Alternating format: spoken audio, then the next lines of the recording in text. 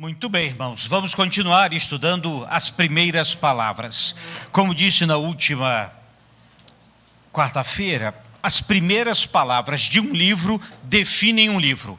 Um bom escritor sempre tem as primeiras e as últimas palavras como as melhores. E a Bíblia não é diferente. Começamos em Gênesis, mas hoje vamos para Lucas, Evangelho de Lucas, capítulo 1, versos de 1 a 4. É interessante que essa primeira parte de Lucas, em especial, é chamada de prólogo. Antes de começar a história, a narrativa sobre Jesus Cristo, Lucas para e define o que ele vai fazer. E diz assim a palavra de Deus. Lucas 1, de 1 a 4. Visto que muitos houve que empreenderam uma narração coordenada dos fatos que entre nós se realizaram, conforme nos transmitiram os que desde o princípio foram deles testemunhas oculares e ministros da palavra, igualmente a mim me pareceu bem, depois de acurada investigação de tudo desde sua origem, dar-te por escrito, excelentíssimo Teófilo, uma exposição em ordem, para que tenhas plena certeza das verdades em que foste instruído. Que o Senhor nos inspire na compreensão da sua palavra. Rapidamente sobre o Evangelho de Lucas, este é o Evangelho que mais tem parábolas ditas por Jesus Cristo. Ele tem uma ênfase que é Jesus, filho do homem. A ideia é mostrar que Jesus era homem e era Deus. Isso precisava ficar bem claro, e ele demonstra isso. Além disso, como curiosidade, esse é um livro que começa com alegria e termina com alegria. É a genialidade do Espírito Santo inspirando os autores. Depois desse prólogo, ele vai começar com a história do nascimento de João Batista. Na realidade, dos seus pais, Zacarias e Isabel, e da alegria que tiveram ao receber a notícia de um filho que viria na velhice deles. E termina com Jesus Cristo ascendendo aos céus e os discípulos adorando e bendizendo o nome de Deus. Essas primeiras palavras ensinam algumas coisas. Primeiro, o objetivo do livro, para que tenha certeza de tudo que foi ensinado. É preciso ter certeza. Naquele tempo, meus irmãos, não havia como temos hoje Bíblias escritas desta forma. E nem as que tinham eram fáceis de levar. E quando era fácil de levar, as pessoas não eram alfabetizadas e não sabiam ler. A dificuldade era muito grande, mas ela foi vencida de diversas formas. Lucas, ele não foi um discípulo de Jesus. Atenção! Lucas não foi discípulo de Jesus. Ele vai ser companheiro de Paulo nas suas viagens, ele vai conviver com Pedro em determinados momentos, e assim, é importante isso que muita gente fala, o apóstolo Lucas. Não, ele não está na lista dos apóstolos. E o objetivo é para que tivesse certeza absoluta. Outra coisa, naquele tempo, muitas heresias estavam acontecendo também. Uma delas, que era o chamado gnosticismo, acreditava, por exemplo, que Jesus não tinha carne e que ele andava como que flutuando. E era preciso esse livro ser escrito. Jesus foi homem. Por isso que a descrição do nascimento de Jesus é tão detalhada no Evangelho de Lucas. E tudo que acontece, os pastores, os reis magos, boa parte do que aprendemos, meus irmãos, exatamente no Evangelho de Lucas. Perdão, pastores, rei magos está em Mateus. Além disso, esse livro tem um destinatário.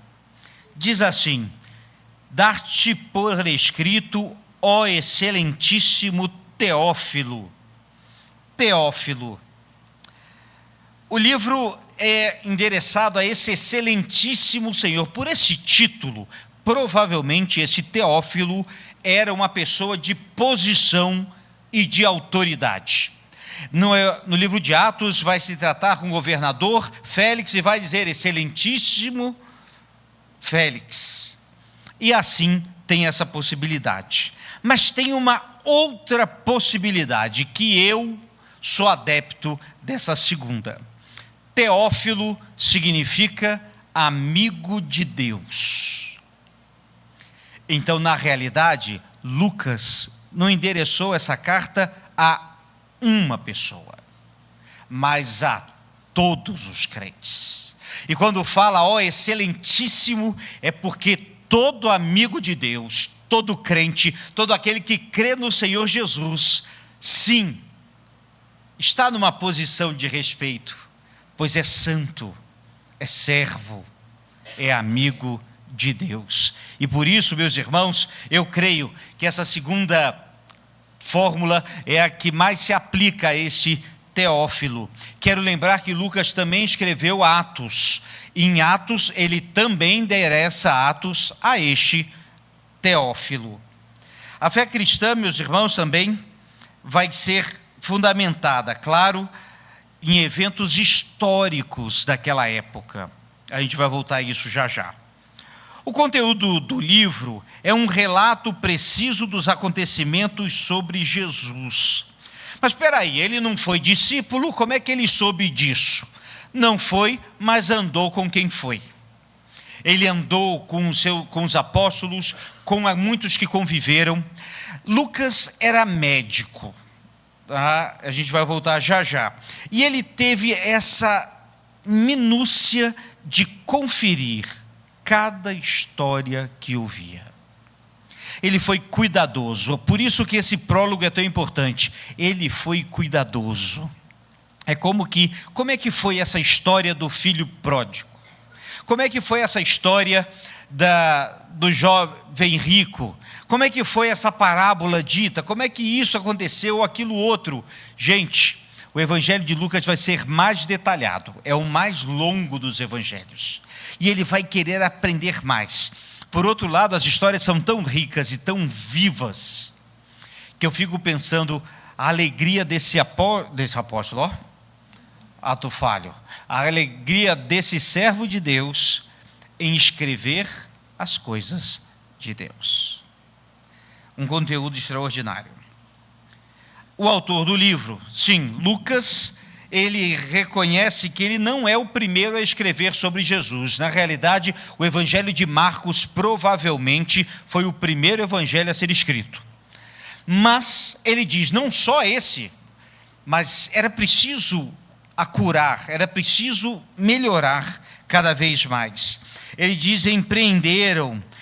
Ele dá uma leve insinuação, na realidade, que muitos estavam falando coisas que não eram tão autênticas assim. Quero lembrar que durante a história da igreja, muitas lendas e fábulas foram criadas e elas precisavam ser combatidas.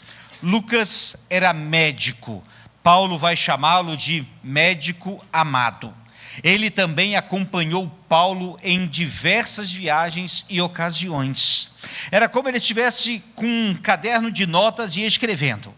E acontecendo a história da igreja e ele registrando. E ele vai escrever o Evangelho de Lucas e o livro de Atos. Diante disso, lições para nós hoje. 5 lições. Primeiro, é preciso conhecer e crer. Meus irmãos, fé e conhecimento não são inimigos. Lucas fez questão de deixar registrado e apurar os fatos. É interessante que a razão é tão importante quanto a emoção. E crer significa conhecer também. Isso é importante em dias quando as pessoas tentam meio que polarizar essa questão. Porque a fé não tem conhecimento. Não. Eu até digo que a nossa igreja está aqui para provar que há vida inteligente na igreja. A gente deve refletir, pensar, agir, questionar, como os bereanos fizeram, estudar à luz da palavra. Lucas fez assim. E a gente precisa fazer também. Por isso, a primeira lição é preciso conhecer e crer. Segunda lição. Nosso conhecimento sobre Jesus precisa ser constantemente aprimorado. É interessante o quanto você conhece de Jesus Cristo. Esse é um bom teste. A gente podia fazer de vez em quando com os crentes. Uma espécie tipo de Enem Gospel. A gente tranca a igreja e distribui a prova. o quanto você conhece de Jesus. Como nasceu, as circunstâncias do nascimento, como foi essa infância, e depois como inicia o ministério, primeiras palavras, primeiras ações, primeiros discípulos, quais foram as expressões mais importantes, os feitos, o que Jesus Cristo ensinou para os seus apóstolos e a forma como ele agiu e reagiu diante dos escribas, fariseus e outros mais. Quais são os sermões de Jesus Cristo, os milagres, as parábolas de Jesus.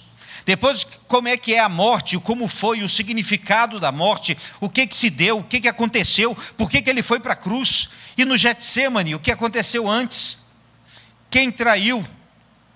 E esses 3 dias, o que aconteceu, como a igreja estava, e finalmente, quando ele ressuscita. E o que acontece em 40 dias, que ele vai estar aqui na terra. E depois, quando ele sobe aos céus. E depois, a promessa dele voltar, o quanto você conhece de Jesus Cristo. Esse é um bom objetivo de vida. Eu sei que muita gente quer ser isso, quer fazer aquilo, quer fazer outro. Eu recomendo que um dos seus objetivos seja conhecer ainda mais do nosso Senhor. Terceira lição: o discipulado cristão é baseado unicamente na pessoa de Cristo. O foco de Lucas era ensinar Jesus à igreja.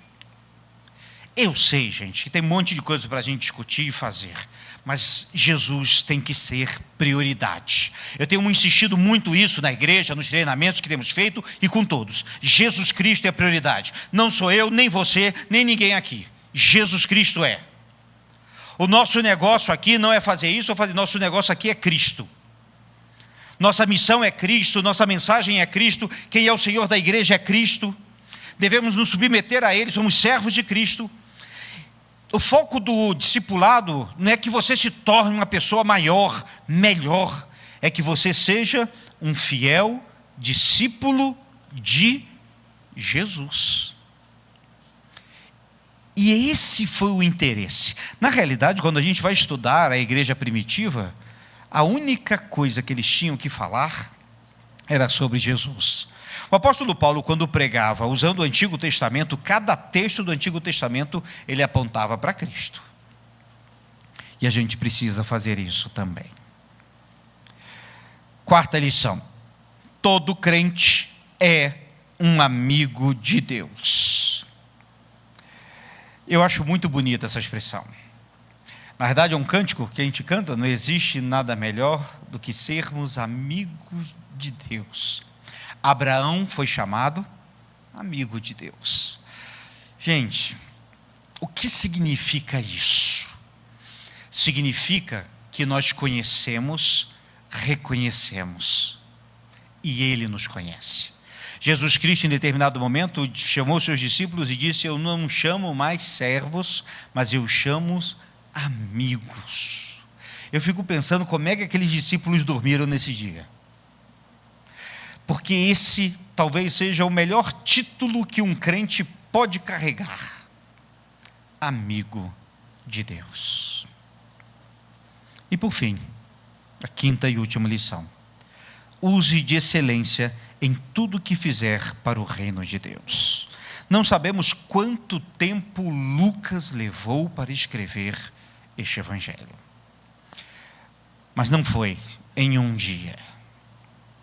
As condições eram precárias e a acurácia dele parecia que ele foi fazendo uma investigação jornalística exatamente do que tinha acontecido, e escreveu e reescreveu. Só quem já escreveu sabe que a gente escreve, reescreve, às vezes a gente joga fora, a gente volta mais uma vez, e eu fico pensando quanto tempo Lucas, talvez tenha sido o trabalho de uma vida, mas valeu a pena, porque ele entregou uma joia preciosa da vida dele para a igreja e para o reino, que é o Evangelho de Lucas. O que você também pode deixar de precioso? Para o que fizer, excelência. Bem, essas foram as primeiras palavras do Evangelho de Lucas, e que o Senhor nos inspire na compreensão delas.